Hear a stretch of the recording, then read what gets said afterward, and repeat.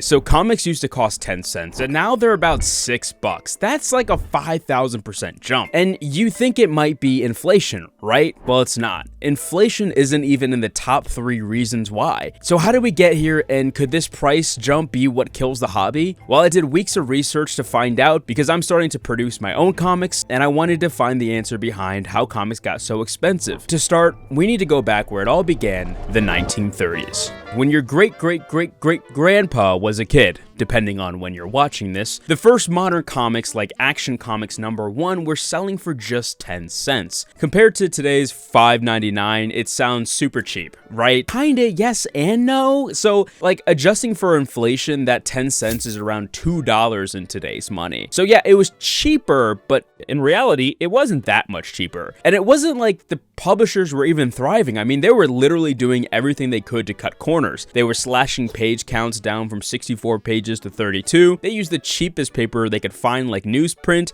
and sadly, they paid creators next to nothing. But impressively or stupidly, if that's a word, through the Great Depression and World War II, that 10-cent price tag never moved. So why didn't publishers raise their prices? Well, it turns out selling comics wasn't really about selling comics at all.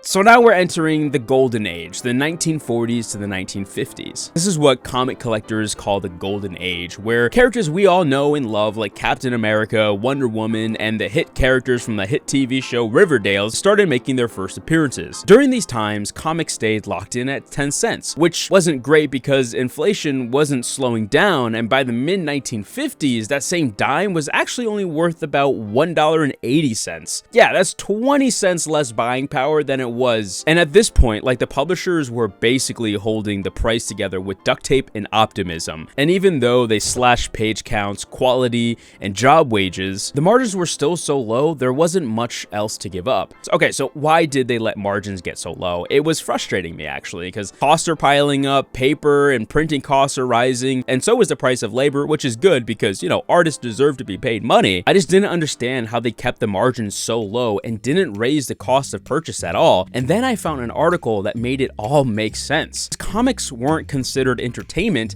they were actually considered loss leaders. A loss leader is a product sold at a loss to attract customers. They weren't keeping the prices low because they wanted to keep comics affordable, they were doing it to sell to stores so stores could get people in the door. Comics were super effective ways to attract kids and families into stores. The bright colors, the familiar characters, they just made comics irresistible impulse buys. Drugstores, newsstands, and grocery stores loved them. Not only were they cheap to buy and display, they were published constantly, creating predictable foot traffic for the stores. So the ploy was to get kids to drag their parents in to buy comics, and then the parents would buy things with a much higher profit margin like cigarettes, magazines, household stuff, and snacks. So even though the stores barely profited on comic books or at all, it didn't matter because at the end of the day, it just meant more paying customers overall. And this is super important because later we'll see what happens to the hobby when audiences change, but let's not get ahead of ourselves, okay? Loss leaders or not, by the end of the 50s, the 10-cent era was actually on life support. Then the 60s hit. The cracks were really starting to turn into leaks, and the publishers were doing everything they could to keep the price at 10 cents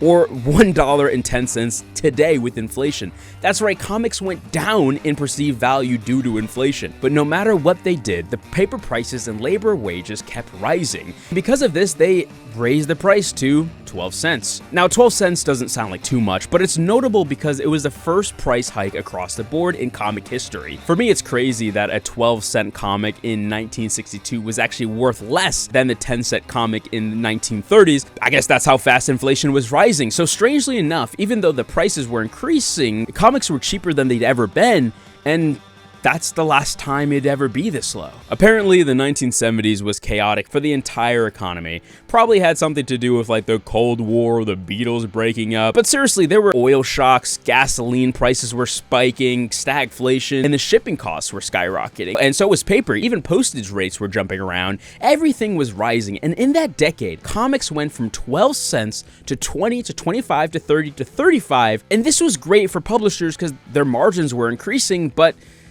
would fans stick around? The price jump caused a huge upset in readers. Many were shocked, frustrated, and stopped buying multiple titles. They were cheap and disposable treats. Every jump felt like a big deal. And the retailers didn't like it either because it was harder to sell impulse buys, and even though they got a percentage of cover price and their cut technically rose, but so did shrinkage and returns. So they were starting to leave the stores, and that's when the first comic book shops started popping up. They started appearing in about 1972, paving the way for today's direct market as we know it, because serious collectors started wanting guaranteed access. And we'll get back to collectors later as they're super important, but the publishers tried to soften the blow or push out larger size comics, but in the end, demand remained surprisingly strong and comics were still relatively cheap entertainment. Superheroes were at a cultural high point, and the direct market was emerging, giving publishers more pricing flexibility. So it wasn't just comics, these prices were going up across the board. Movie tickets went from 75 cents to $3. Candy bars went from 5 cents to 25 cents. So these price jumps were just really comics catching up with reality. But the biggest spikes, those are still to come. Let's enter the 1980s. Disco and cocaine, I guess. I don't know. And at the start of the decades, comics hovered around 40 cents. But by the end, $1 was the new norm. Why the 60-cent jump? Well, leftover inflation from the 70s, publishers actually started switching to better paper and color printing, and as publishers started serving the direct market, circulation declined, meaning every comic had to carry more of the production cost. So adjusted for today, that $1 comic is about $2.50, just 50 more cents than the golden age comics. So finally, we're starting to catch up a bit today. Besides the establishing of comic book stores, not much really happened of note in the 80s, and that's okay because comics are about to change forever. So the 1990s, it's time for everyone's annoying or cool uncle to be born, including myself. If you were fully conscious in the 90s, and if you like comics, you would surely remember this era. At the start of the decade, comics were about $1, but by the mid-90s, they jumped to $2.50, about $6 today. That was the fastest price increase comics have ever seen, but why? Well, the speculator boom. Now, this is when comics became like rock and roll. The publishers shifted away from aiming at the kids and went all in on the speculators and collectors.